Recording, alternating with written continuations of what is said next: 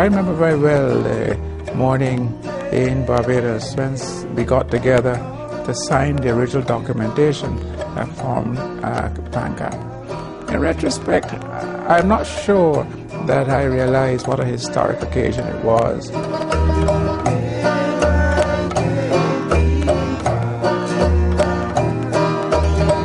It started at a time when it was a recognition that if we did not intervene, the Caribbean, which then had the second highest prevalence rate in the world, was really doomed to lose a lot of its productive forces, especially its young people, where the rates had been most prevalent.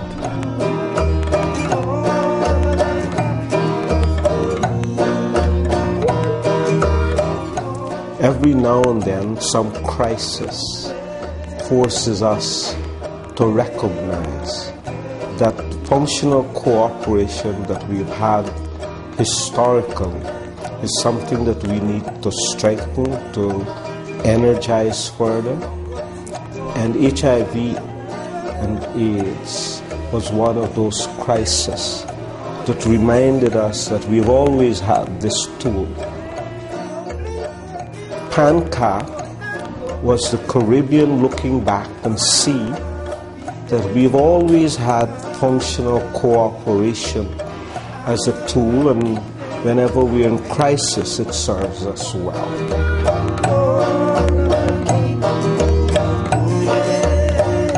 We had very committed people who indeed made the case for assistance to the Caribbean. I recall Dr. Barry Wint. He had a passion about advocating for the structure that we now had. But he was supported by a group of very, very dynamic external partners in UNAIDS. I recall the executive director of UNAIDS, Peter Piot, who really was a stalwart and who understood that the Caribbean was different and that it needed to organize its response to AIDS very differently. To have an organization exclusively dedicated and blessed by the heads of government of CARICOM be leading the Caribbean's response and enabling, facilitating, and procuring the level of funding that is required to empower small NGOs as well as established ones for the greater good is something that should not be dismissed. When I joined PANCAP, there was no staff.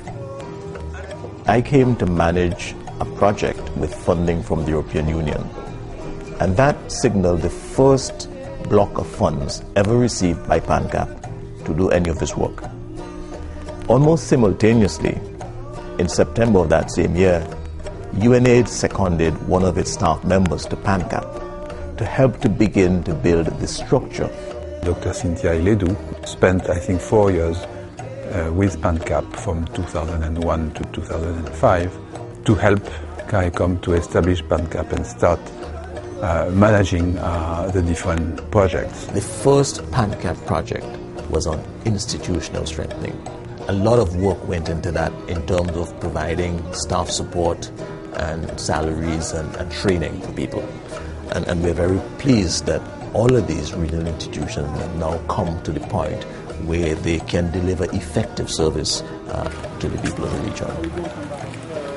UWI was one of the agencies that was included in that proposal, and under that umbrella we were able to do a range of things, including health economics assessment studies, which were done in Suriname, Barbados, and in Guyana. PANCAP worked with the University of the West Indies and created 27 new courses around HIV.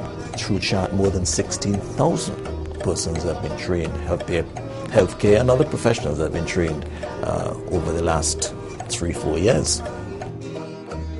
Around that time in 2004, that UNAIDS identified PANCAP as an international best practice. And PANCAP was awarded this in 2004. It was because of the amazing effort to pull together countries, civil society, donors into a partnership, something that hadn't existed before in the Caribbean, and something that actually was achieving a goal that we all wanted to see, which was that multi-sectoral, multi-partner type of arrangement.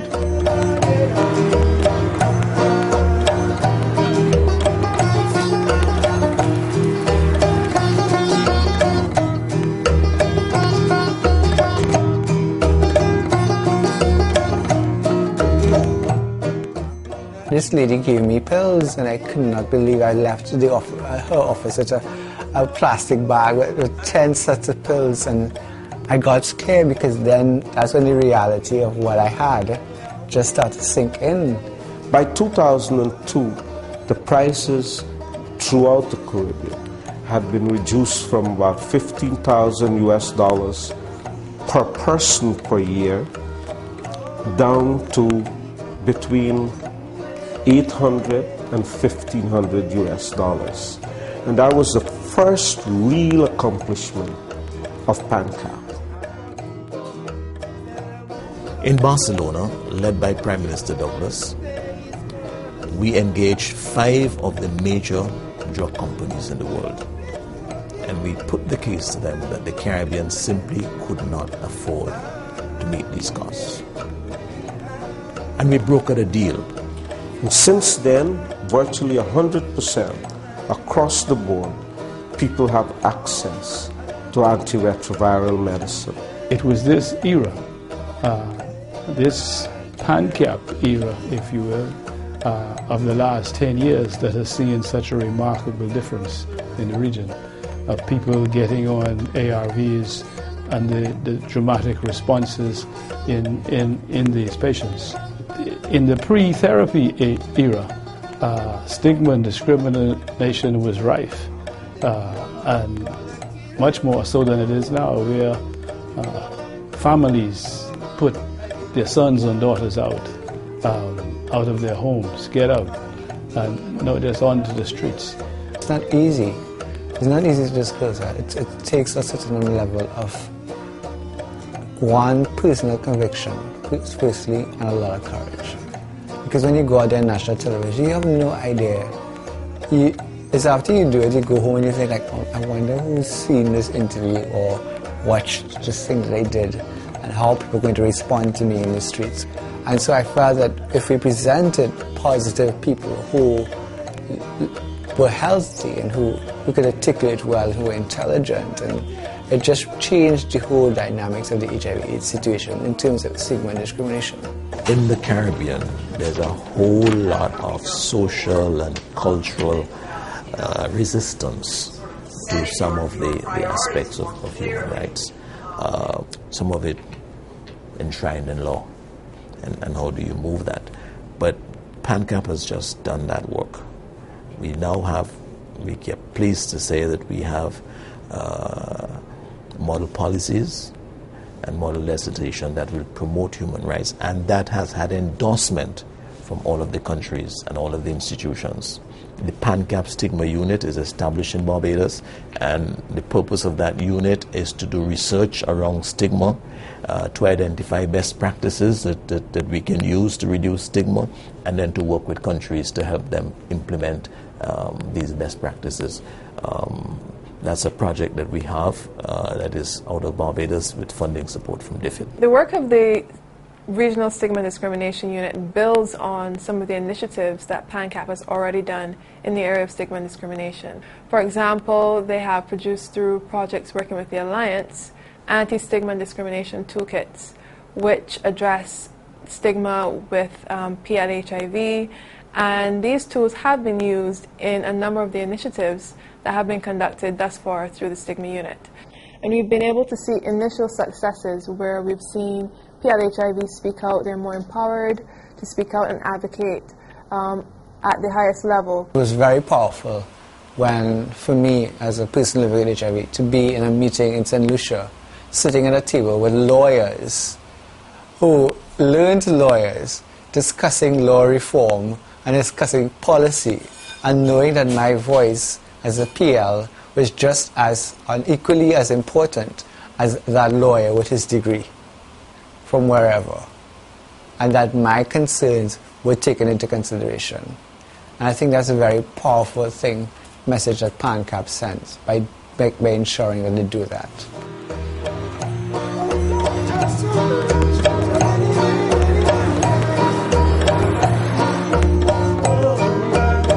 The biggest impact PANCAP has had on my life, I would think, is that it has been a journey for me, and a journey that I guess I had, it was almost like free-falling. But in all, I always tell people that perhaps getting a positive diagnosis has been the best thing that ever happened to me. It has been truly a blessing.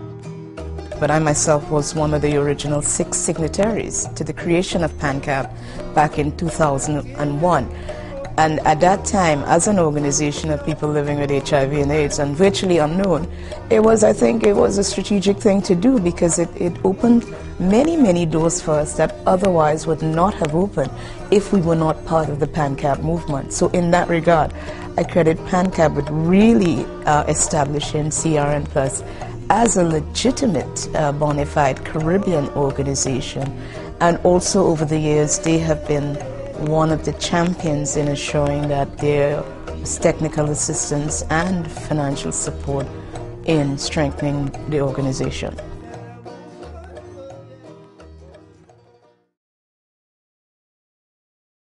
We have a complex region. We have a region of many countries. Yeah, and somewhere amongst that, there needs to be coordination. That's what the Caribbean Regional Strategic Framework does.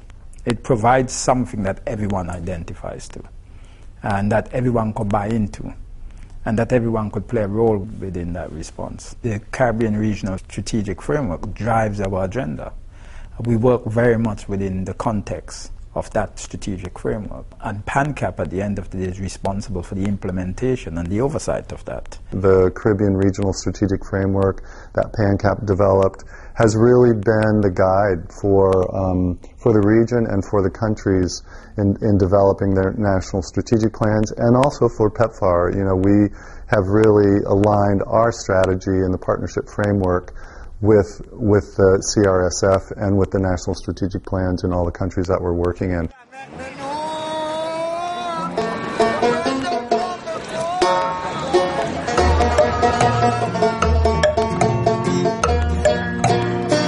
The notion of Pan-Caribbean was a very innovative notion and very visionary notion, because to a certain point, the Caribbean as a region was, in terms of HIV response, was divided into the CARICOM member countries and then the other Caribbean. And we know that HIV do not have geographical boundaries, and more than that, in this region, we do share the population, we share the culture, and there is an important movement between the different Caribbean countries. So the PANCAP vision of initiating a Pan-Caribbean approach was definitely needed in the fight against HIV/AIDS, and that has been a big asset. PANCAP is built on partnerships, ensuring that all of the members are pulling together and contributing for the general good, and I think that is critical.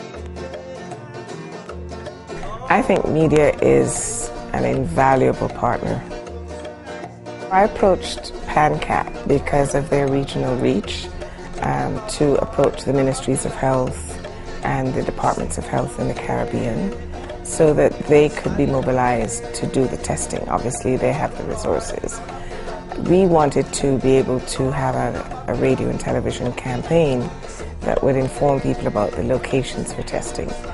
And then through PANCAP, we would then get the responses and the reports from the various ministries about the results of testing day. Last year, in 2009, we got 14 countries, and this year we got 18 countries. So the first year we had over 2,000 people being tested, the second year over 5,000, and this year over 8,000.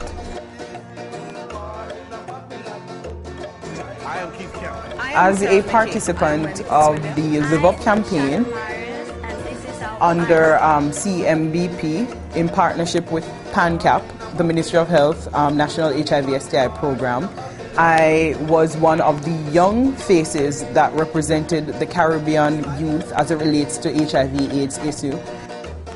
You talk to a lot of young people, they can talk about our Caribbean music, they can talk about our food, and so definitely there's a sharing as it relates to culture, etc. And so there should be that concentration to look within the different countries within the region and to make sure that there's a coordinating body to oversee the response of the Caribbean region, the concentration of the epidemic in the Caribbean region, and how is it that we're reaching the different most at-risk populations within the region.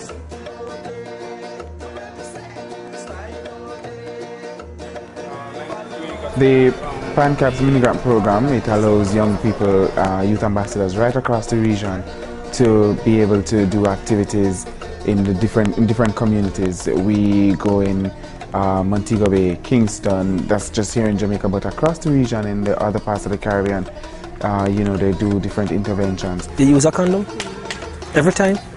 So when you get the baby? Come here! Did you use a condom when you get the baby? So, oh, you get the baby and you use a condom? Oh, the condom burst.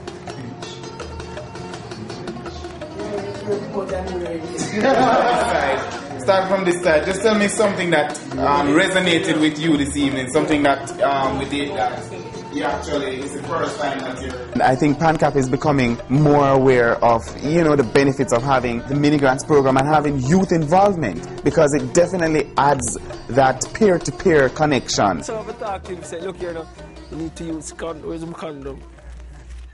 Try to imagine a world without PANCAP in the Caribbean in 2010. It would take a lot more effort, a lot more cost, a lot more people to achieve the same amount of benefit that we have seen because we have PANCAP.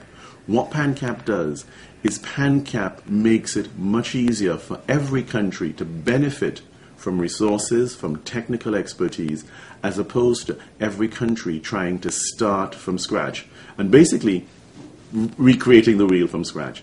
That's what PANCAP's done.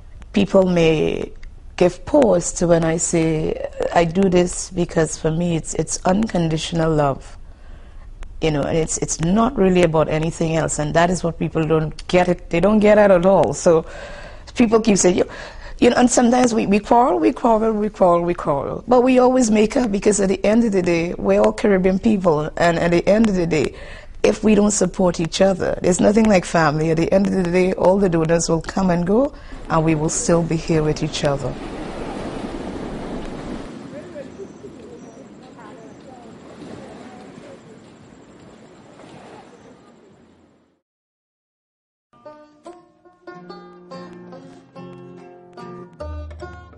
PANCAP, go the strong. Continue the good work, and congratulations to the leadership, and congratulations to all of the membership that has been keen in moving forward this agenda.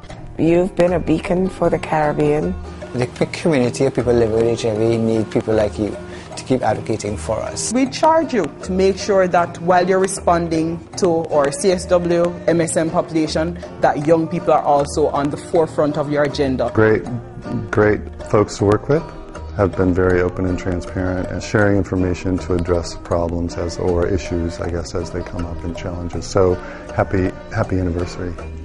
It was an honor and a privilege for me to be present at the actual signing of PANCAP 10 years ago. To see our leaders in this region working towards something with such earnest and passion and commitment was a really influential thing for me as a young professional at the time. PANCAP really deserves to be commended for taking what was a very difficult job and what none of us really understood fully when PANCAP began, and for making itself now seem as if its existence and its contribution is so inevitable. The heads of government who had the vision to institute and call for the institution or development of this regional mechanism, the Pan-Caribbean Partnership Against AIDS, also need to be congratulated. On behalf of the entire team at Associates for International Development, I'd like to congratulate PANCAP for a sterling response to stigma and discrimination throughout the region.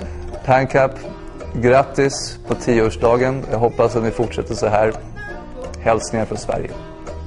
It's been a long journey. We've come a long way, baby. We have a long way to go. Thanks, PANCAP. Happy 10th anniversary. Congratulations. So congratulations to PANCAP on his 10th birthday.